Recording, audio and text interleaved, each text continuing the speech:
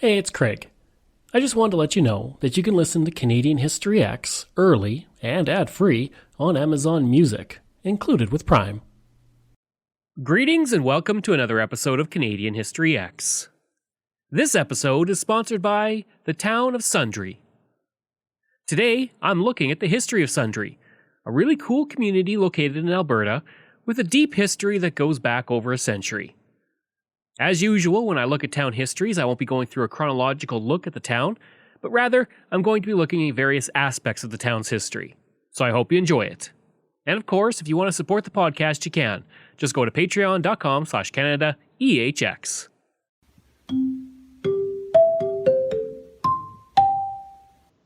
The Indigenous.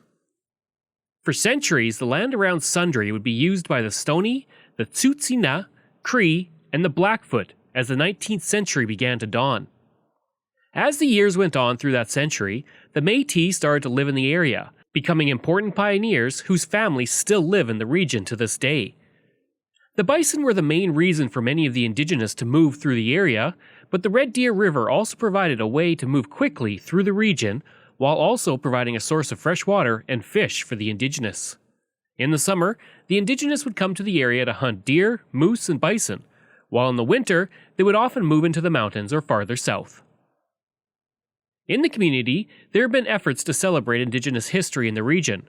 In June of 2019, the Sundre and District Historical Society organized a celebration of National Indigenous Peoples Day, which included showcasing the art and culture of the Indigenous, Métis, and Inuit. Located near Sundre, you will also find the Painted Warrior Education Center, which is 100% Indigenous owned and offers traditionally based learning programs with a focus on the tourism industry. Staff at the facility provide Indigenous tour guides and operators for their partner companies, providing training programs that bring qualified Indigenous guides forward. Visiting Painted Warriors, people can go for a walk through the woods with a guide, eat traditional Indigenous foods, and even learn to shoot a bow and arrow.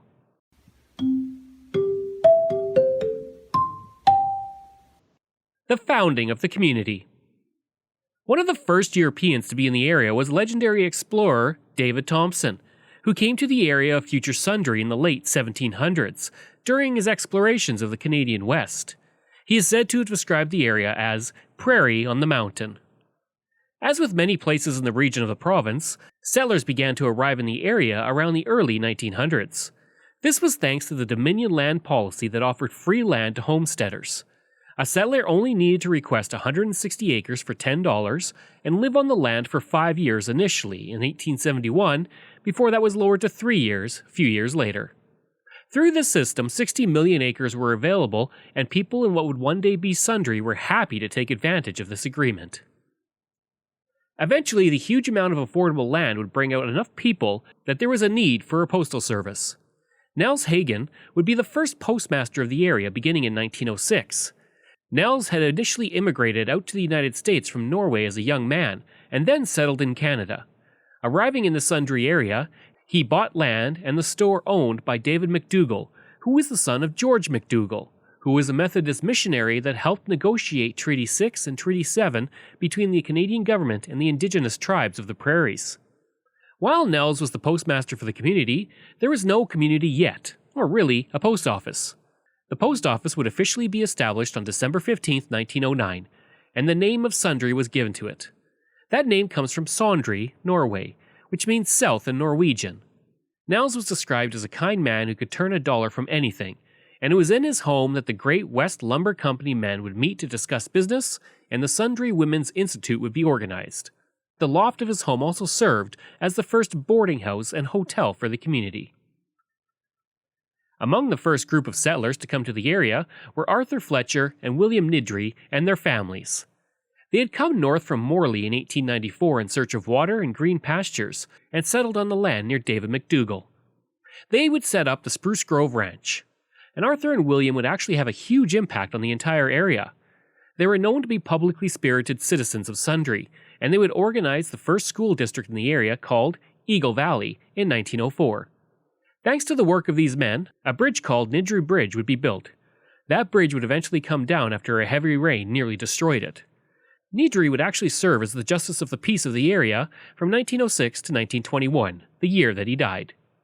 One interesting story of Nidri as Justice of the Peace comes from the two men who were in a dispute over something, and one went after the other with an axe.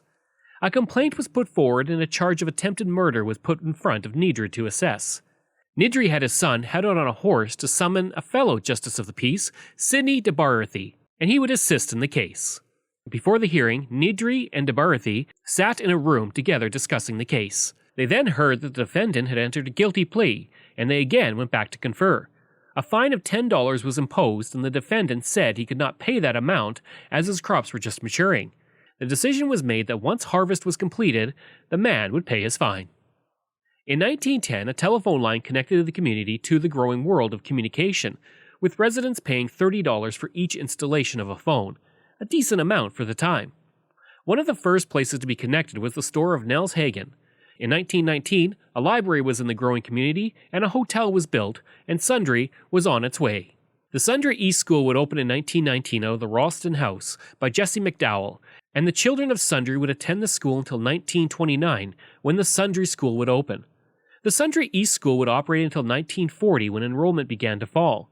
The school would close for the next few years, and after the Second World War, it would move to the village of Sundre to be added to the growing complex of school buildings in the community.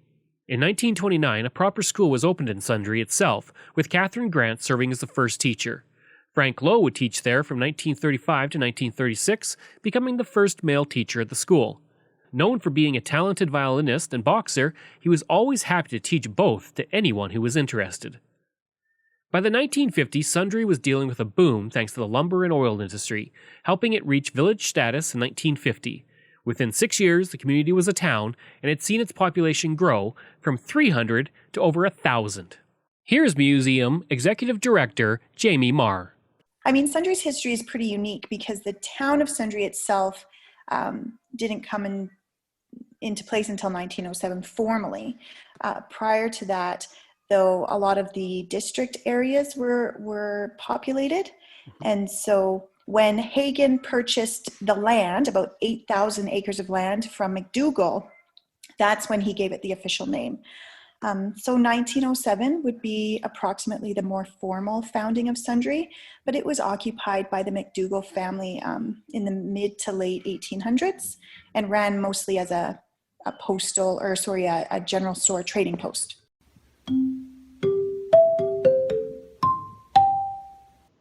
The Cowboy Trail. Within the area of Sundre, you will see a lot of talk and mention on signs of the Cowboy Trail. Thanks to the broad area grasslands, the mild climate, and the abundance of wildlife, the trail along the foothills of the Rocky Mountains attracted many ranchers and cowboys, who would drive their herds up from southern Alberta to central and northern Alberta. The first ranching families would begin to settle in the territory in the 1880s as the land transferred from being rolling grasslands into cattle country. The trails that the ranchers and cowboys would take up along the foothills would eventually form into a gravel road and then a paved road that ran from Cardston to Marythorpe, right through the community of Sundre. Here's museum executive director Jamie Marr. The Cowboy Trail is a literal paved highway. It's also a tourism association, I believe, but I believe it starts down in Pincher Creek and it moves north up to Edmonton. It's known as the Cowboy Trail. It is the Highway 22. And I know Sundre, we are on that Cowboy Trail, and we had to fight. The town of Sundre had to actually fight to get the highway into our community, to move through our community. Originally, it was going to bypass our community. And so there's a short little section of Highway 27, shout out to the 27, where you have to get off the 22. It's a really great scenic drive. You get to see a lot of cowboy country. There's a lot of point of interest sites, and it's been used by a lot of fundraising groups. I know we had what was this called? The Ride to Conquer Cancer, and the Pinkest Town in the West. A lot of people like to use the Cowboy Trail. Bikers, if you're a motorcycle lover, definitely they use the Cowboy Trail to head west to get a burger out in the Bearberry. I'd like to take a break away from the episode for a second to talk about ExploreNet.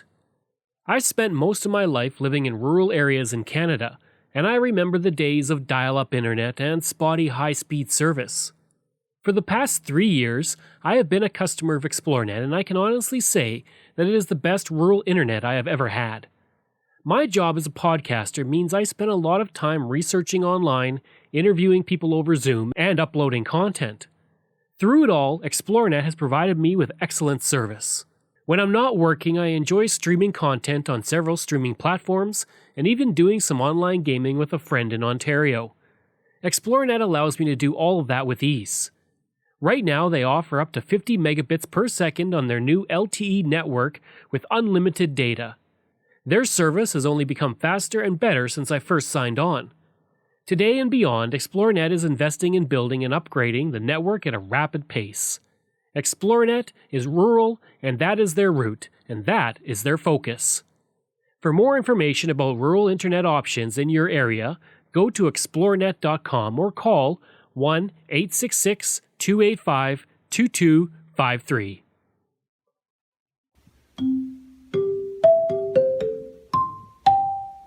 The Sundre and District Museum. Anyone who listens to this podcast knows that I love local museums, and every museum is unique in small towns.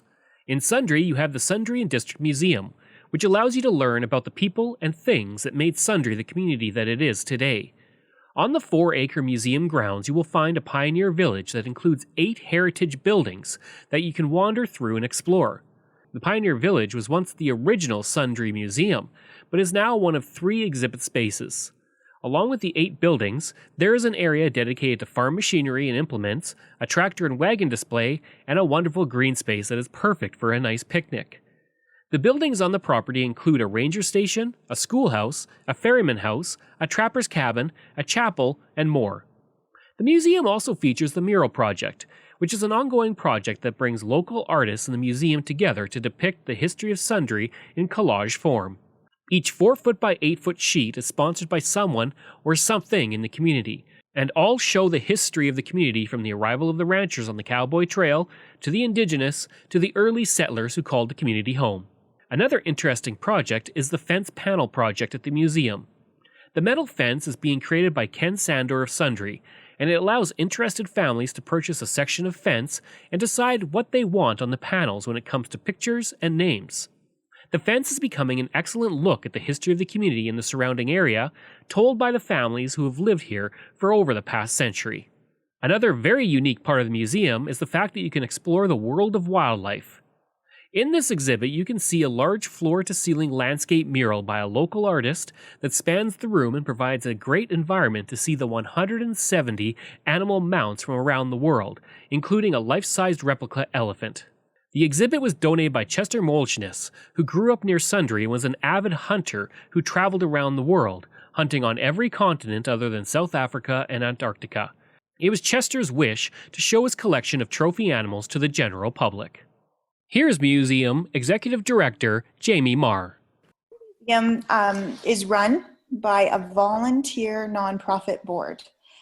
They started in 1967, and their hope was to just preserve the heritage of its community and its people. It started as a piece of land. We had the Bergen Schoolhouse moved onto a piece of land, and that was the museum initially. And since then, it has grown. We now occupy 4 acres of land. We have 3 exhibit spaces, the Pioneer Village, the Reception Gallery, and then the World of Wildlife. So we have grown quite a bit since that time.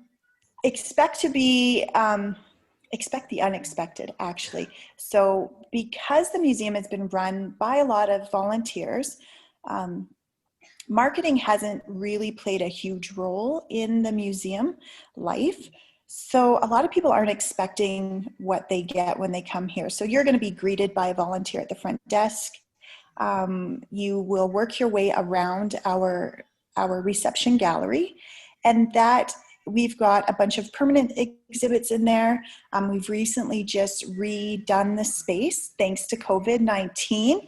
That gave me a little bit of time to reconfigure the space. And then of course the gallery moves you into the World of Wildlife, which is a unique taxidermy exhibit. that you don't have to go into if you're not comfortable. And then of course, then we encourage you to go outside into the Pioneer Village. So I've seen, a quick visit is about, if you're going in specifically for one reason, one exhibit space, then, half an hour to an hour. But I typically see people in there for at least 2 hours to get all 3 exhibit spaces in. Inside the museum, we have the original Bergen Schoolhouse. We have the original Garrington Ferryman's House. We also have the Red Deer Ranger Station, Red Deer River Ranger Station, and an Eaton's house. You actually get to see an original Eaton's house that was in the Bergen area. We do have a number of, original pioneering sites, I would say. They've been reconfigured to be something else, but we've got the original creamery, which is known as Zim's. We have the first doctor's house still here, the original United Church. Bergen Rocks International Sculpture Garden. One of the really unique parts of the Sundre area is the Bergen Rocks International Sculpture Garden. This is a unique art experience for people traveling through the area, and the sculpture park is well worth a visit. Artist Morten Burke had visited a sculpture symposium and felt that the resulting artwork could be something that Canadians and Albertans could enjoy. For the next 5 years, he worked on his idea and then started a sculpture park on his own rural property. Over time, this park would grow, and sculptures by artists from Vietnam, Germany, Thailand, India, China, Turkey, Korea, Mongolia, Iran, Ireland, Kenya, Cuba, Italy, and Canada are now housed at this park. The park is located just south of Sundre, and the giant works of marble art are actually quite amazing and well worth a visit.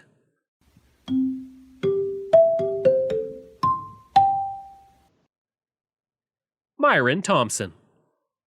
Communities all over the province have famous individuals who have called the community home. In Sundre, there is one individual who led a life that was quite interesting to say the least. Myron Thompson was born in Monte Vista, Colorado, where he grew up and excelled at baseball. As a catcher, he was given the chance to try out for the position with the New York Yankees, but unfortunately didn't make the team.